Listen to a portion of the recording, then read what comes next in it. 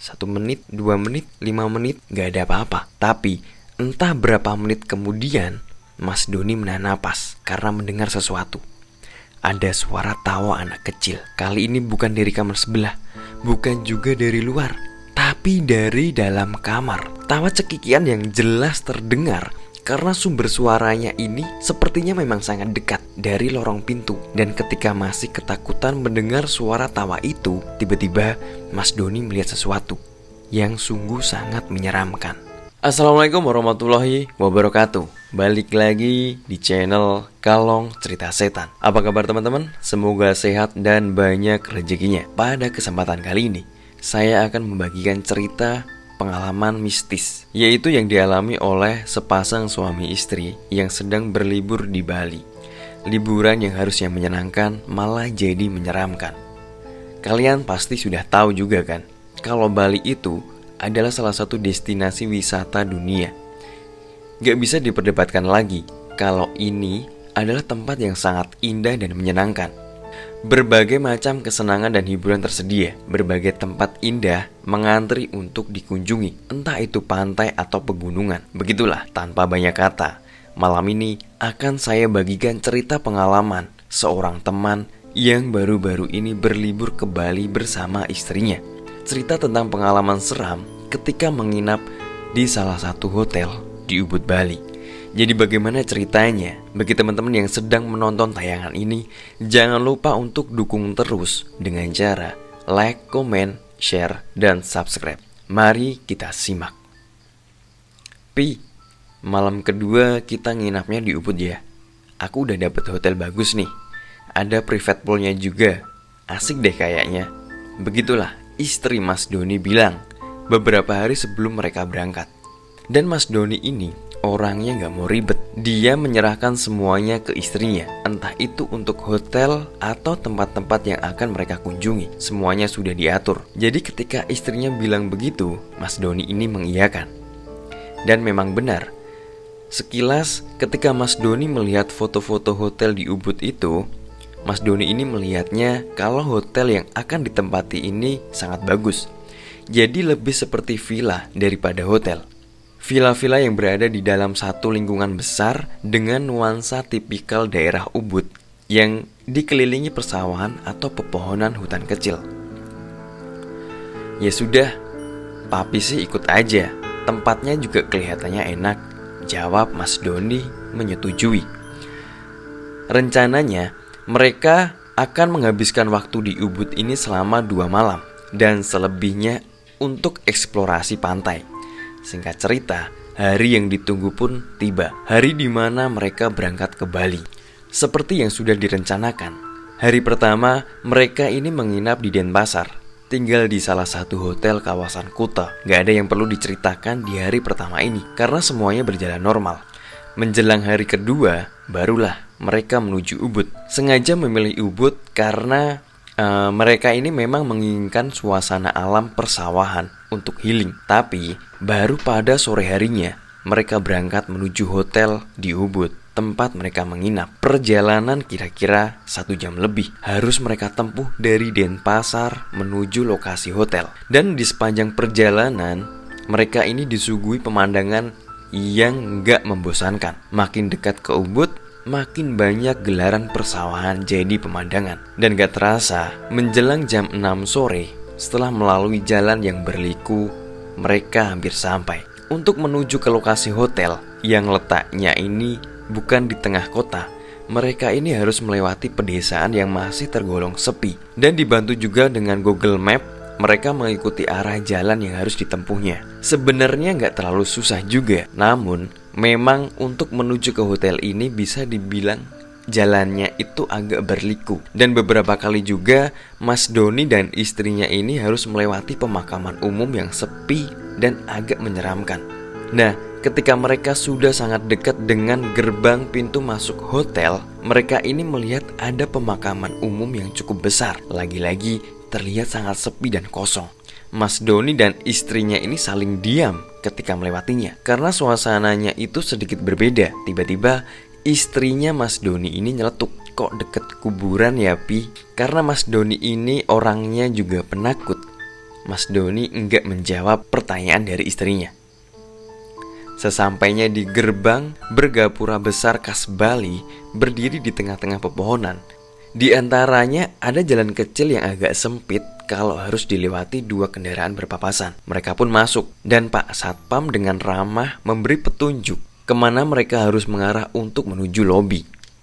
Sedikit gambaran, ada satu kolam taman besar yang di tengah-tengahnya itu berdiri patung berwarna putih yang ukurannya juga besar. Mereka harus berputar setengah lingkaran untuk sampai ke lobi. Dan jika dilihat dari luar, halaman depannya saja hotel ini kelihatan cukup besar. Ruangan lobinya pun berbentuk rumah panggung dengan suasananya yang nyaman.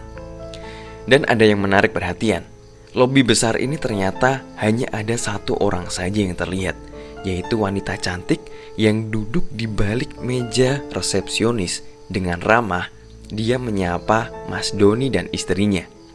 Selanjutnya, istrinya Mas Doni ini yang melakukan proses check-in.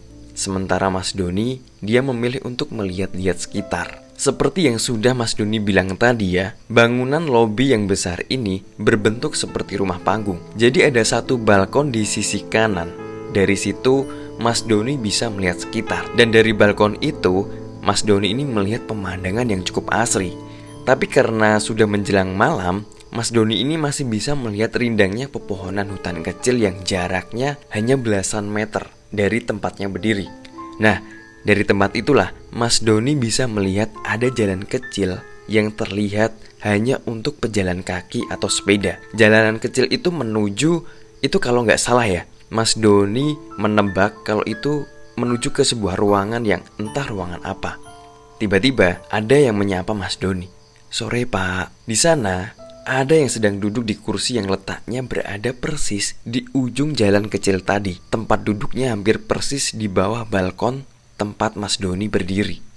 Seorang pemuda mungkin berusia sekitar 20-an, mengenakan kemeja lengan panjang berwarna putih, bercelana panjang hitam. Terlihat seperti pegawai baru atau pegawai magang. Mas Doni pun membalas sapaannya. "Sore juga Mas." Karena jarak mereka hanya beberapa meter, jadi Mas Doni ini bisa melihatnya dengan jelas. Setelah saling bersapa, kemudian pemuda itu mengalihkan pandangannya ke depan, ke arah hutan kecil di hadapan mereka. Begitu juga dengan Mas Doni. Mas Doni juga menatap ke arah sana, gak lagi menatap ke bawah. Dan beberapa detik kemudian, istri Mas Doni ini manggil, "Pi, udah yuk." Ternyata proses check-in sudah selesai. Sebelum menghampiri, refleks Mas Doni ini menoleh ke bawah, ke tempat di mana pemuda berbaju hitam putih itu duduk. Tapi aneh, ternyata dia nggak ada di tempatnya. Kursinya sudah kosong. Pikir Mas Doni, mungkin dia sudah masuk ruangan lain. Dan karena Mas Doni ini tidak terlalu memikirkan, Mas Doni ini langsung berlalu dan menghampiri istrinya. Kemudian Mbak resepsionis ini bilang, "Nanti kendaraan bisa parkir di tempat itu saja ya Pak. Petugas kami yang akan mengantar Bapak dan Ibu menuju kamar." Ternyata memang hotel ini berkonsep villa atau resort. Salah satu peraturannya, kendaraan diberi tempat parkir khusus, nggak boleh masuk ke lingkungan hotel. Jadi para tamu harus berjalan kaki untuk menuju kamar atau villanya masing-masing. Dan sebenarnya itu nggak masalah, karena mereka melihat lingkungan hotel ini sangat asri dan bersih. Pepohonan yang rindang, jadinya untuk berjalan kaki saja gak akan memberatkan. Dan karena kamar yang mereka tempati letaknya nyaris di ujung, jadinya sepanjang jalan bisa menikmati pemandangan. Benar saja, hotel ini sangat luas. Jumlah kamar dan villanya cukup banyak, mungkin sekitar 50-an.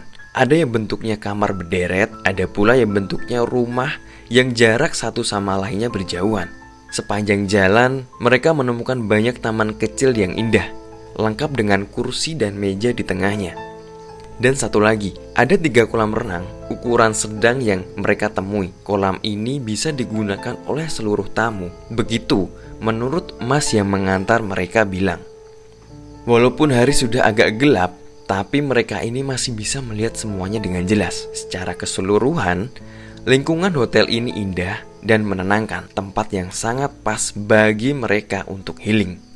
Setelah kira-kira 5 menit mereka berjalan, akhirnya Mas pegawai hotel yang mengantar kami bilang begini, itu Mas kamarnya. Deretan kamar berjumlah 5 bangunan yang menempel sudah kelihatan dari tempat mereka berdiri. Dan lagi-lagi mereka melihat ada taman. Kali ini letaknya gak jauh dari posisi kamar yang nantinya akan Mas Doni tempati.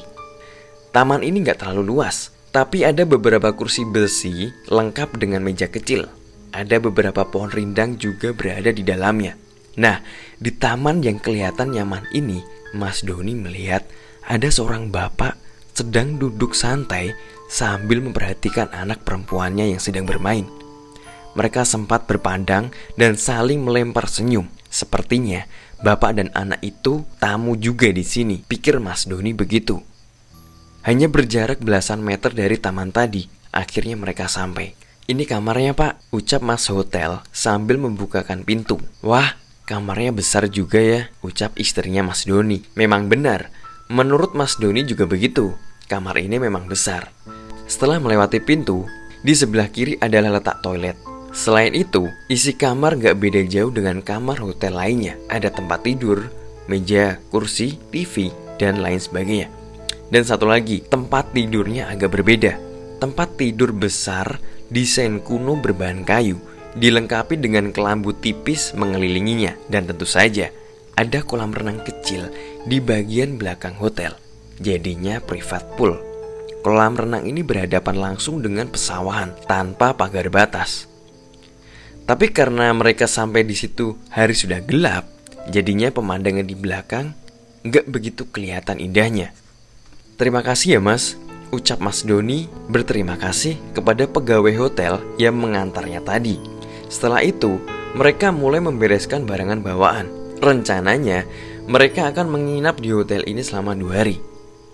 Pi, tas hitam yang satu lagi kemana ya? Kok gak ada? Ucap istrinya Mas Doni. Dan ternyata setelah dicek, ada salah satu tas mereka yang gak ada. Mungkin pikirnya tertinggal di mobil atau di lobi hotel. Kemudian Mas Doni ini menelpon ke resepsionis. Dan setelah belum lama Mas Doni ini berbincang dengan resepsionis, menanyakan tentang tas yang tertinggal atau enggak, tiba-tiba Mas Doni ini mendengar ada yang mengetuk pintu dari luar. Setelah dibuka, ada pemuda yang sedang berdiri di balik pintu ketika Mas Doni membukanya. Pemuda berkemeja putih lengan panjang, bercelana hitam. Kalau tidak salah, ini adalah pemuda yang Mas Doni lihat sedang duduk di bawah gedung lobi. Pemuda itu bilang begini, Pak, ini tasnya ketinggalan di lobi tadi. Oh iya, makasih ya, kok cepet, baru aja saya telepon ke lobi.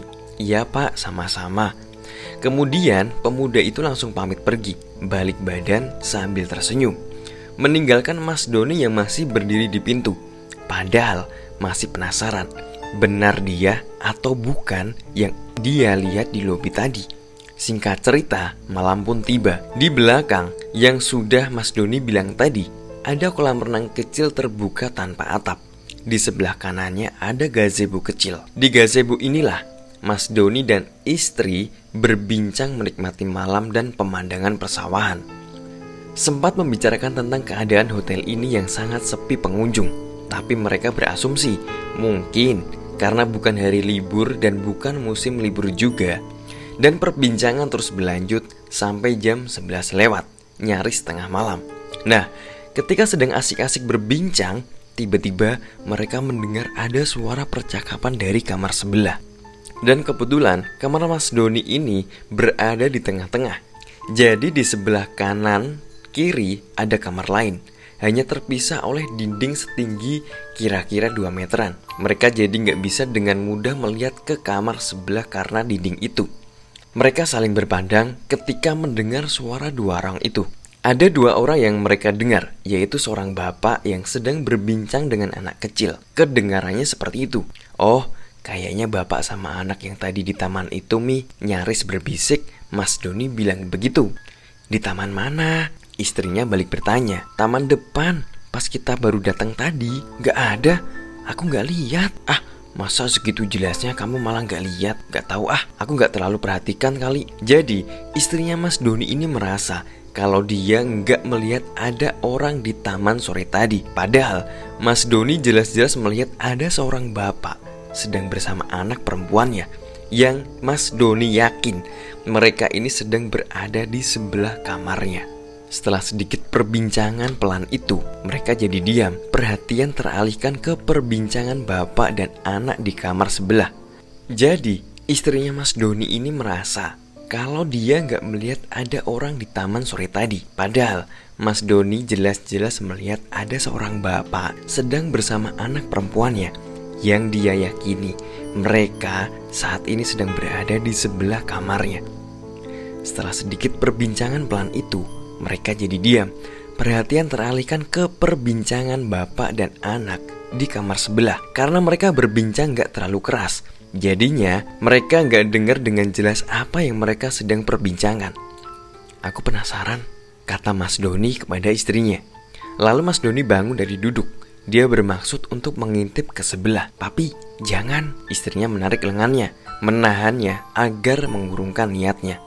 Tapi karena Mas Doni ini penasaran, dia tetap melihat ke sebelah. Gak perlu usaha berlebih. Mas Doni ini cukup berdiri di atas gazebo.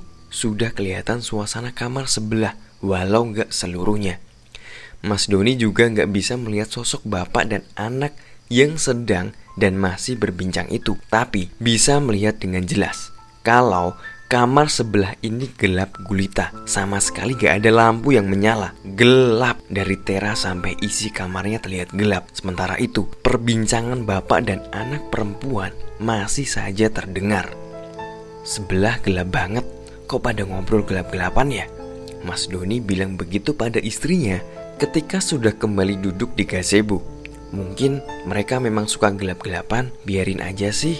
Lagian ngapain juga papi ngintip-ngintip segala," sungut istrinya. Suka gak suka, mereka ini jadi terus mendengarkan perbincangan di sebelah karena sangat menarik perhatian. Cukup lama mereka mendengarkan, yang awalnya gak ada perasaan apa-apa sampai ketika merasa ada yang aneh. Sebelumnya terselip tawa dan canda, tapi lama-kelamaan berubah menjadi tangisan lirih sang anak perempuan.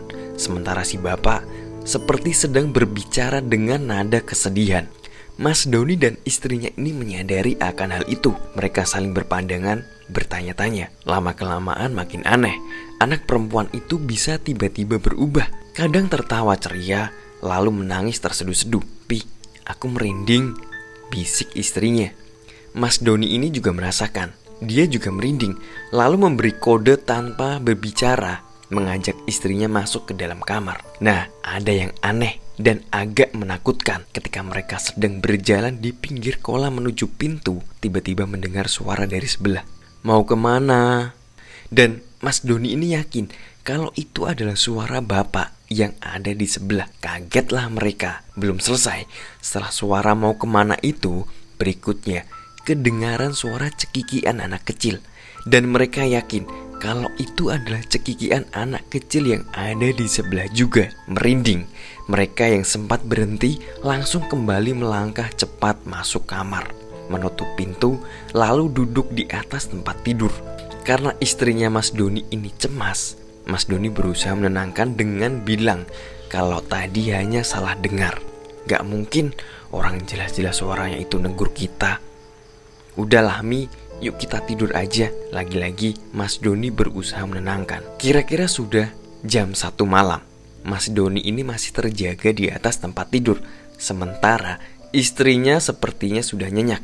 Mas Doni ini gak bisa memastikan ya, karena posisi tidur istrinya itu membelakanginya. Dan jujur, setelah kejadian di gazebo tadi, Mas Doni jadi agak was-was. Ada perasaan menyesal juga. Kenapa berani-beraninya coba mengintip ke kamar sebelah? Kan jadi begini akhirnya. Setelah sudah berada di dalam kamar, beberapa kali ini Mas Doni masih mendengar suara tawa anak kecil itu dari kamar sebelah. Samar tapi masih terdengar. Itulah salah satu sebabnya Mas Doni masih belum juga bisa tidur. Lampu kamar pun sengaja gak dimatikan, karena lampu di dekat pintu depan dan lampu kamar mandi dibiarkan menyala. Dan satu, kamar mandi dan kamar tidur dipisahkan oleh dinding yang sebagian besarnya terbuat dari kaca bening. Jadi dari tempat tidur, mereka dapat melihat langsung ke dalam kamar mandi.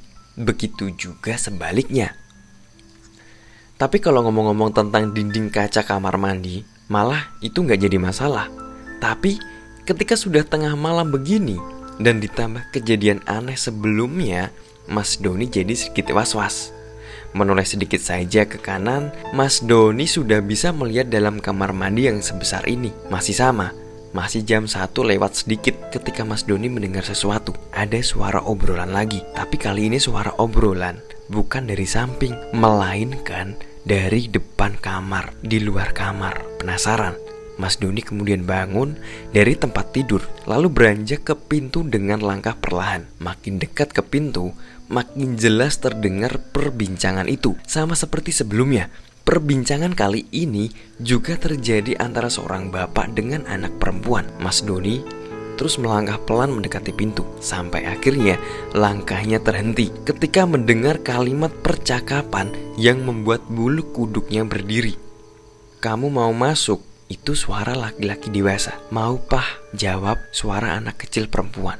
Mendengar percakapan itu terjadi persis di depan pintu. Saat itu juga Mas Doni berhenti melangkah. Dan anehnya, setelah itu percakapan juga berhenti. Suasana jadi hening, sangat hening. Kemudian Mas Doni ini berjalan lagi menuju tempat tidur, tapi belum ada suara-suara lagi. Tetap sepi. Perasaannya mulai gak karuan. Di atas tempat tidur, lagi-lagi Mas Doni ini belum juga bisa memejamkan mata. 1 menit, 2 menit, 5 menit, gak ada apa-apa. Tapi entah berapa menit kemudian, Mas Doni menahan napas karena mendengar sesuatu. Ada suara tawa anak kecil. Kali ini bukan dari kamar sebelah, bukan juga dari luar, tapi dari dalam kamar. Tawa cekikian yang jelas terdengar karena sumber suaranya ini sepertinya memang sangat dekat dari lorong pintu. Dan ketika masih ketakutan mendengar suara tawa itu, tiba-tiba Mas Doni melihat sesuatu yang sungguh sangat menyeramkan. Belum secara langsung, tapi dari sudut mata, Mas Doni ini melihat kalau ada orang di dalam kamar mandi, berdiri menghadap ke kamar, menatap ke tempat tidur. Bisa dibayangkan, dari perawakannya, sosok ini adalah seorang lelaki mengenakan jubah mandi, dan Mas Doni masih belum berani menatapnya langsung. Masih ketakutan akan kehadiran sosok lelaki di kamar mandi. Tiba-tiba dari lorong pintu muncul anak kecil perempuan berumur sekitar 5 atau 6 tahun.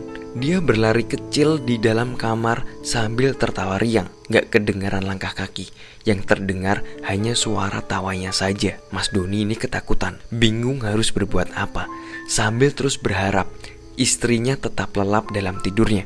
Jangan sampai dia merasakan teror ini juga. Terasa sangat lama anak kecil itu berlarian di dalam kamar. Yang mengerikan, dia sesekali berlari mendekati Mas Doni, berlari di samping tempatnya tidur dengan wajah pucatnya. Sesekali juga dia menatapnya, tersenyum datar tanpa ekspresi. Sampai akhirnya anak kecil itu berhenti berlari.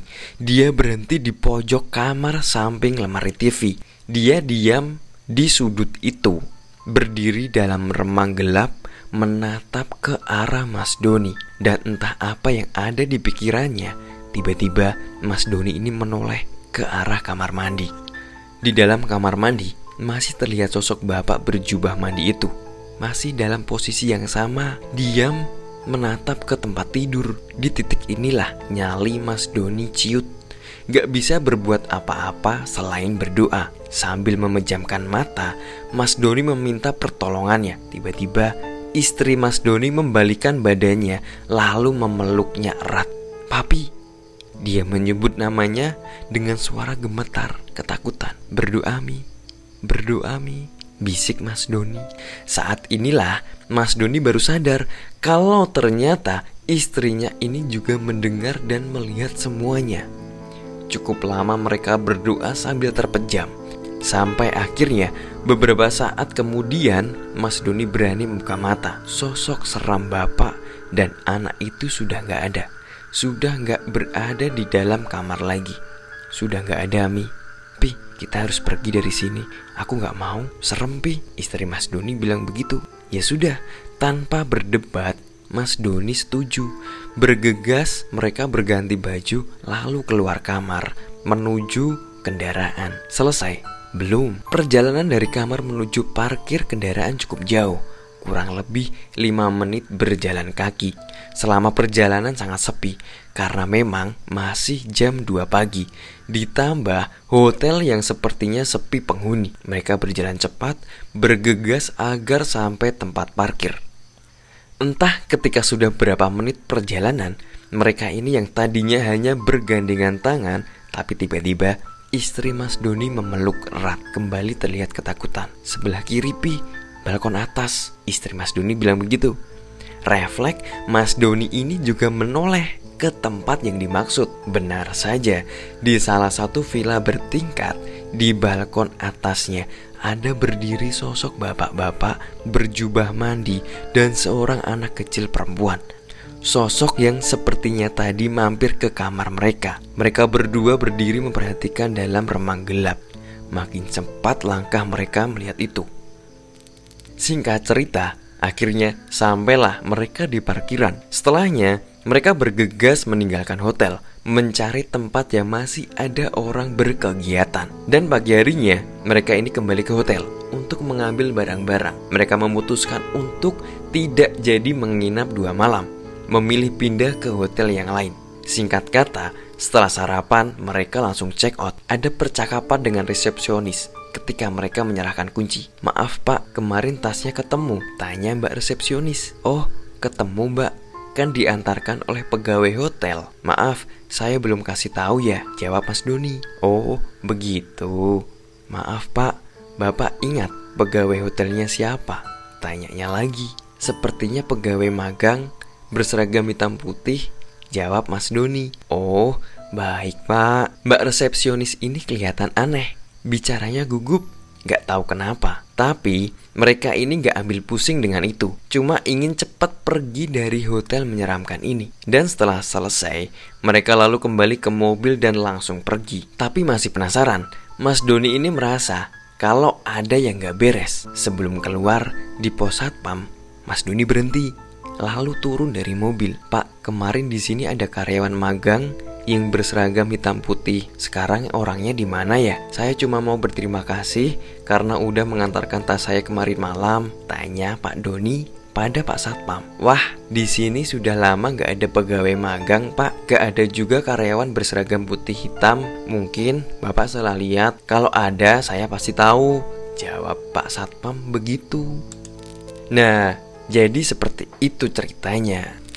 Dan cerita pun selesai. Cukup sekian cerita kali ini. Semoga bisa menghibur teman-teman sekalian. Dan jangan lupa untuk dukung terus dengan cara like, comment, share, dan subscribe. Sekian dari saya. Wassalamualaikum warahmatullahi wabarakatuh.